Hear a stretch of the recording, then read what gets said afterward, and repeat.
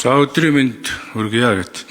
Энэ гурван төсөлд зориулж 2-3 хууль зөрчиж байна л да. Тухайлбал төсвийн тухай хууль, төсвийн тогтвортой байдлын тухай хуулийг энэ гурван төсөлтөө зориулаад нэг удаагүй хуулиар даваа гიშгэж байгаа байхгүй.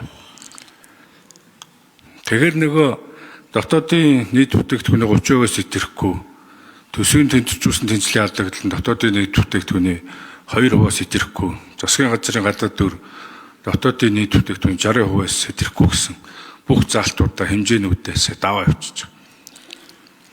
Тэгээд алтан шагаа гишүүнээс асуух гэдэг.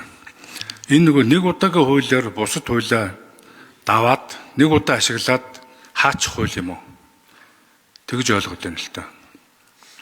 Хэрвээ үнэхээр тийм шаардлагатай бол энэ гурван төслийн хоёрын дэмжиж тухайлбал газрын тос боловсруулах үйлдвэр барих төсөл, Эрдэнэ бүрэнгийн усан цахилгаан станц барих төсөл хоёрыг тэр нэг удаагийн хуулиар бусад хуулиар даваад ашиглаад хийж болдог бол энэ хоёрыг явуулаад сэлэв дэд төвд түшгэлсэн гэр хорооллын орон суучлуулах төслийг бол хасмаар байгаа юм.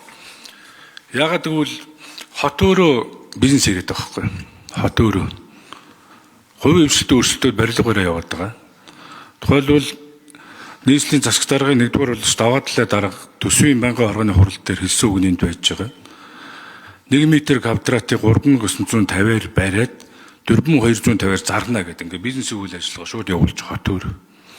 Тэгэхээр энэ төслийг хөгжлийн банк руугаа оруулаад хувийн хвшилтөд өгөөч гэдэг. За нөгөө хоёр нь үнэхээр амин чухал. Тэгээ энэ хууль нь нэг удаа ашиглаад цаашаа ашиглаж болдог, хааж болдог хууль юм бол эхний хоёрын дэмжээ явуулж болж байна. А ер нь Тэмүүлэн гишүүний хэлээд байгаа, тэр Ариун Заяа гишүүний хэлээд байгаа хуулийнхаа дэг журам, төсвийнхээ дэг журмыг бид нар алдаад байна л та. Тэг ингэж болдсон бол нэг удаагийн хуулийг ашиглаж болж байна. Тэгэхдээ зөвхөн эхний хоёр төслийг үл дэмжихээр гурав дахь нь бол хасах ийм саналтай байна. Тэг энэ хууль санаачлагчаас асууж байгаа. Засгийн газрын ирэхэд даваад төсвийн өрөөний мэдээлэл төсвийн хууль чинь засгийн газраар орж ирэх ёстой. Тэгээ засаг нь биш гишүүн санаачлалд орж ирж байгаа их хурлын гишүүд.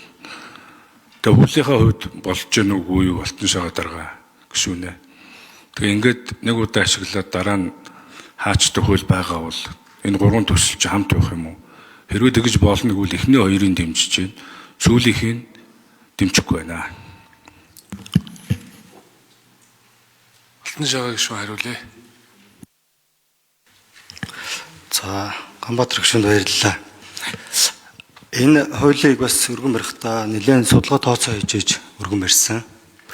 За, эхний хоёр асуудал дээр бол гишүүд харилцан адилгүй байр суурьтай байгаа. За, тэр гурав дахь асуудал бол Улаанбаатар хотын хэмжээнд 2012 оноос эхэлсэн дахин төлөвлөлт буюу энэ гэр хорооллыг орон суучлуулах энэ хөтөлбөр эхэлсэн. Хууль эрх зүйн орчинд бүрдээгүй. Нэгдүгээр за хоёрдугаарт энэ газар чөлөөлтөй холбоотой маш олон асуудлууд бий болж байсан. За байнгын орон дээр ч гэсэн бас яригдчихсэн. За эхний ээлжинд бол Улаанбаатар хотын зүгээс үл энэ дээр заавал анхаарал тавьж төр оролцож энэ эхний ажлыг явуулах зүйтэй юм байна гэж. Энэ чиглэлийн дагуу энэ хуульд оруулж орж ирсэн.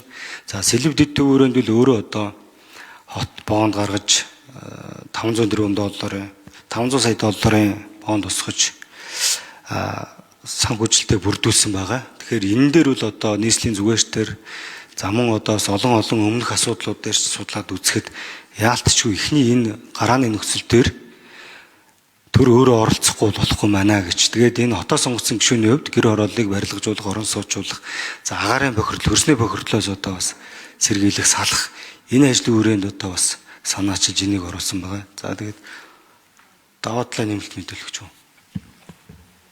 За, Жавхлан сайд нэмж мэдээлэл өгье. Дараа нь даваа талаа дарга. За, гишүүдийн асуултанд нэмэлт мэдээлэл өгье.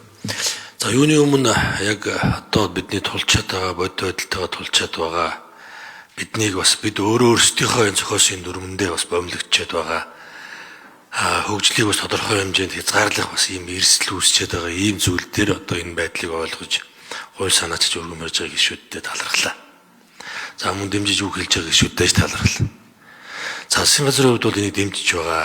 За, тийм ч учраас одоо энэ дээр санал зөрж байгаа, дэмжихгүй байгаа гишүүдтэйгээ одоо нэмэлт мэдээлэл өгөх За өргөн барьсан гишүүдтэйгээ хамтарч энийг одоо олон нийтэд ойлгуулах ажлууд дээр одоо засгийн газар бас дутуу ажиллаад байж магадгүй. За энэ дээр одоо бид их одоо хамтарч сайн ажиллая гэж ингэж бодогдож байна. За бид хэдхэн нэг ийм тайлбар хэлье гэж бодож байна. За хуулийн төслийг уншаад бид ийм ойлголтууд авч байгаа шүү. Зээлийг дотоодын бүтээгдэхүүнд харьцуулах одоо тусгай шаардлага энэ хязгаараас огт хасч болохгүй. Тэгэхээр төсвийн докторийн хуулийн дээр үүдэг тэр одоо төсвийн тусгай шаардлагуудыг бол огт зөрчсөн зүйл байхгүй юм байна. Энэ бол бүртгэлийн асуудал байна. Тухайн жилийн одоо зээлийн ашиглах хязгаараас бол энийг одоо бүртгэлийн хувьд өөрөөр тооцъё. Тэрнээс биш Монгол Улсын засгийн газрын зээлийн хязгаарын тусгай шаардлагыг бол огт хөдлөхгүй юм байна. За бид одоо хуучин системээр яваад байгаа бүртгэлийн системээр 80 оны, 90 оны, 2000 оны, 2010 он хүртэл ингээд 90-ад оныхоо системээр яваад байгаа. Одоо GFS 14 гээд одоо олон улсын OECD улсууд одоо шилжиж байгаа энэ систем рүүгээ сангийн яам засгийн газар одоо бодлогоор төлөвлөгөө гаргаад шилжээд эхэлсэн байгаа. За үүн дээр одоо ялангуяа олон улсын балжид сантай хамтарч тэндээс одоо техникийн тусламж авч хамтарч ажиллана. За энэ бол дор хаяж 4-5 жилийн процесс болно. За ингээд одоо эхлээд явж байгаа гэж ойлгож болно. За 3 төслийн хувьд бол томоохон дүнтэй хамгийн гол нь өөрийгөө одоо дараа нь одоо төлөөд явах. За даваа талаа дарга нэмж хариулна. За гишүүний асуултанд хариулъя. Нийслэлийн засаг дарга 1-р орлогч даваа талаа. За 1-р Улаанбаатар хот бол хувийн хвшилтэд барьцаалтаж бизнес хийгээгүй. Энэ 157 га газар нийт 48 багц дээр бүхэл бүтэн хот босгож байгаа. За үүнээс ингээд дурдах юм бол энэ 1.8 их найдад бол ярьж байгаа орон сууцчлалын төсөл байгаа болохоос бид нэр гадна тогтчлтыг 4 багцад, гадна инженерийн сугамшуулж, гадна дохио холбоо, дулаан, цахилгаан, ус хангамж, цахилгааны багцууд, дээрэс нь хөрсний ус зайлуулах, гүний дулаан ингээд инженерингийн 12 багц ажлыг 157 га дээр бүгд өдөө хот босох хэмжээний суур дид үтцүүдийг хийж байгаа учраас ийм хэмжээний зардал гарч байгаа. Дээрээс нь нийгмийн дид үтцүүд болох сургууль, цэцэрлэг, үйлчлэгээний байгууллагуудын суур дид үтц нийтийн тогтчлтыг нь бол хийж өгж байгаа.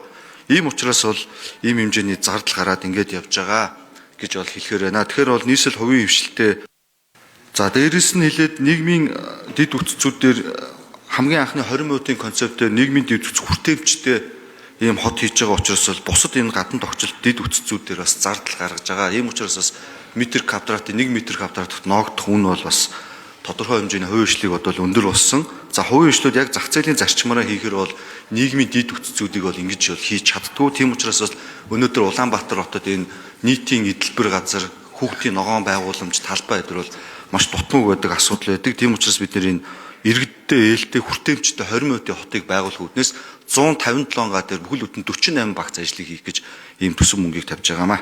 За баярлалаа.